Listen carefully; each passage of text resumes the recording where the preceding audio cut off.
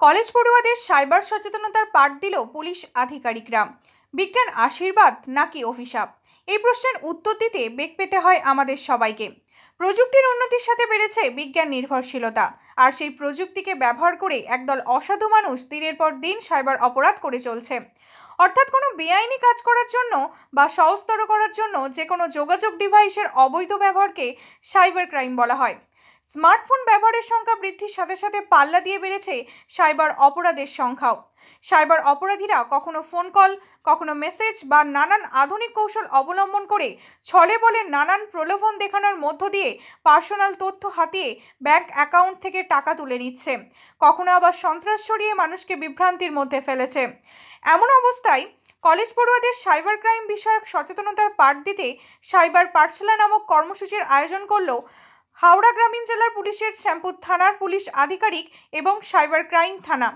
গত 2রা সেপ্টেম্বর শ্যামপুর সিদ্ধেশ্বরী মহাবিদ্যালয়ে এই সাইবার পাঠশালার আয়োজন করা হয়েছিল।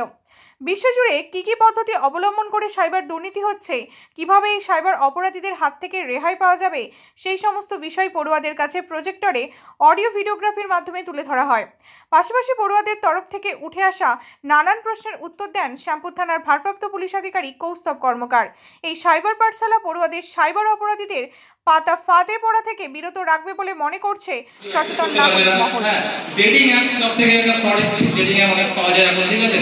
অনেক ম্যাট্রিমোনিয়াল সাইটসও আছে যেখানে আপনাকে হয়তো ঘুরিয়ে কাটতে পারলো কোনো জায়গায় আসলে দেখা করবো, হ্যাঁ, কিন্তু ওখানে যাবেন না, কোনো কিছু যাবেন না, ওদের আপনি গেলেন ওইখানে কোনো ছেলে বা কোনো মেয়েকে ভালো লাগলো গেলেন থ্রু ডেটিং অ্যাপ বা ক্যাটাগরি গেলেন, কিন্তু ওইখানে যে ওই ছেলেটাই পাবেন বা ওই মেয়েটাকে কোনো গ্যারেন্টি নেই, হয়তো এখানে 4টে ঘন্টা আপনাদের ওয়েট করছে, ঠিক আছে? এইগুলোতে ইয়ে থাকলে সতর্ক থাকবেন।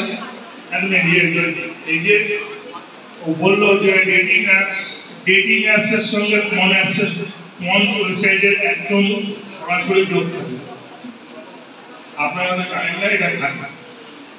ডেটিং অ্যাপস থেকে মন ওয়েবসাইটে কিন্তু টোটাল ডেটা আপনার সিনক্রোনাইজ হয়।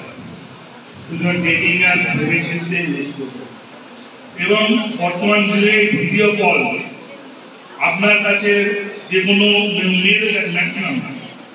এবার আপনি ভাববেন যে একটা ফোন নাম্বার একটা মেয়ে কি করে ইউজ করছে, একটা ছেলে কি করে ইউজ করছে, এটাও জানা যায়। কারণ তার জানার সব থেকে বড় উপায় হচ্ছে যে একটা ফোন কতক্ষণ ইউজ হচ্ছে। একটা নির্দিষ্ট টাইমে রাত্রি 12টার পর একটা ফোন কতক্ষণ ইউজ হচ্ছে, কারণ রাত্রি 12টার পর ম্যাক্সিমাম মেয়েরাই গল্প করে। রাত্রি 12টার পর একটা ফোন যত বেশিক্ষণ ইউজ হচ্ছে ধরে নেওয়া হয় ওটা মেয়েদের নাম্বার, এবং তার মধ্যে ব্রেকিং অফ টাইম কতবার আছে তার উপর নির্ভর করে ভিডিও কলগুলো আসে। এই ভিডিও কল অ্যাটাকের সময় আপনাদের পরিষ্কার করে দিয়ে আপনাদের হোয়াটসঅ্যাপ বা মেসেঞ্জারে কোনো ভিডিও কল আসলে অবশ্যই আগে সামনের ক্যামেরাটার উপর আঙুল দিয়ে চেপে তারপর ভিডিও কল রিসিভ করবেন।